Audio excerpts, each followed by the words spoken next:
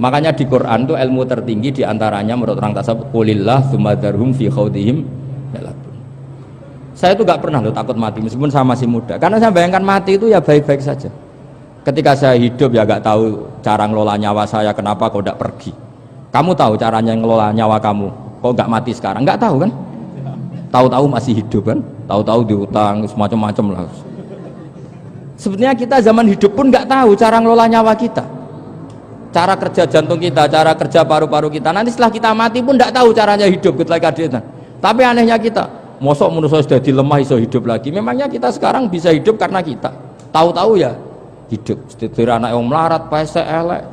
Orang lain ditekdir anak Kiai, Gus, Mulyo. Kita kan tidak pernah bisa milih bapak itu ora iso. Ngerti-ngerti anak Karmen, anak Karlan itu sudah gak tahu.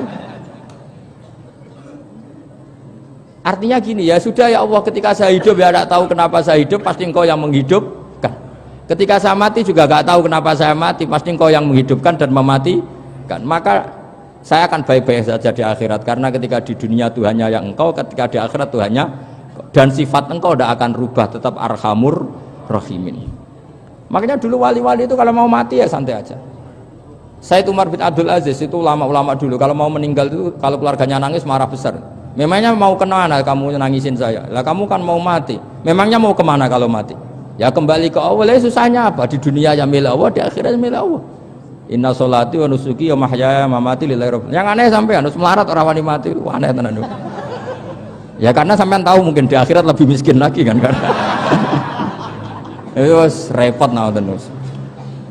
Coba kalau dari awal kita menstatuskan diri kita biadillah. Inna sholati wa nusuki wa mahyaya wa mamati. Tapi kamu salah status, mengatakan kehidupan adalah momen untuk mencari kesejahteraan, kehidupan adalah momen untuk cari karir. Kamu mensifati kehidupan secara salah, jika kamu terjebak nyari karir, nyari kaya. Coba kalau kamu pakai mazhabnya Sufi, kehidupan adalah pemberian dari Allah untuk kembali kepada Allah. Kematian ya seperti itu, akhirnya ya santai saja. Inna sholati wa nusuki wa mahyaya wa mamati lillahi rabbil alamin. Istri juga gitu. Saya itu tidak sombong, saya itu mulai nikah sampai sekarang itu hampir gak pernah tukaran sama istri. Sama istri saya itu sering bilang gini, Gus, kali-kali kalau saya ngamuk itu diwales, dilawan, supaya saya punya musuh katanya. Betul ya? Ya saya bilang gini, Allah itu maha baik sama saya. Ketika harmonis, ganjaran saya ya lewat harmonis itu, sehingga saya ngasih uang menyenangkan Anda. Ketika Anda marah, ganjaran saya lewat sabar. Ya sudah, itu semuanya baik. Kalau kamu marah, saya tidak dapat pahala. Makanya kalau kamu marah tak dengerin. Ini cara Allah membuat pahala tanpa bayar, kata saya. Justru kalau pas rukun itu untuk dapat pahala harus nyervis, jajak nukokno kelambi mahal katanya.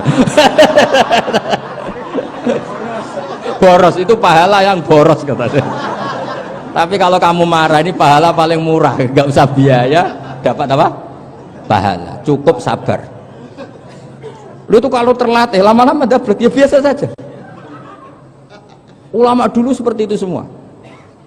Imam Syafi'i itu pernah ada orang baik sekali sama beliau. Orangnya itu munafik padahal. Tapi kalau setelah keluar dari Imam Syafi'i dia memaki-maki Imam Syafi'i. Suatu saat beliau dikasih tahu, orang yang tadi muji-muji jenengan itu di luar maki-maki jenengan. Imam Syafi'i itu guyu. Guyu sebenarnya bukan alhamdulillah. Muridnya kan janggal. Ini dikasih tahu gitu. Alhamdulillah. Kenapa Imam Syafi'i dia kan di luar maki-maki jenengan? Berarti aku wong wibawa, ning ngarepku rawani. Ya jadi dianggap enteng saja melihat. Berarti aku wong wibawa, ning ngarepku ora wani. Ya sudah. Terus ketika ditanya, tapi itu kan bahaya bagi Anda karena memfitnah Anda gini-gini. Kata beliau, zaka Allah. Yang kritiknya bahaya itu hanya Allah Ta'ala. Yang lainnya enggak bahaya. Karena ini makhluk dhaif, enggak penting.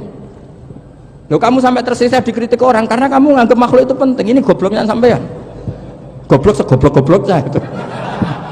Coba kalau kamu mensatukan makhluk tetap makhluk, kritiknya enggak penting. Selesai kan? Selesai enggak? Ini problem Anda ada wali itu, kalau dikritik ya susah. Makanya ada wali itu problem menurut saya. Makanya saya nggak ingin nggak jadi wali itu kan. Karena hanya wali yang hidupnya itu la khaufun alaihim wa lahum yahzanun. Orang dulu tuh semudah itu hidup. Gampang sekali. Dulu ceritanya diantara ceritanya manakibnya Sayyid Ja'far Shadiq itu, kalau ada orang memaki-maki dia itu dikirimi hadiah. Kenapa ya? Karena kebaikan kamu telah kamu berikan kepada saya, ini hadiahnya. Sampai malu yang ngeritik itu. Kan kalau orang ngerasani itu kan kebaikannya dikasihkan sama yang dirasani. Lah kamu kan ngajinya seperti itu, tapi dirasani kok susah. Harusnya kan kasih aja, ditransferi saja. Alhamdulillah.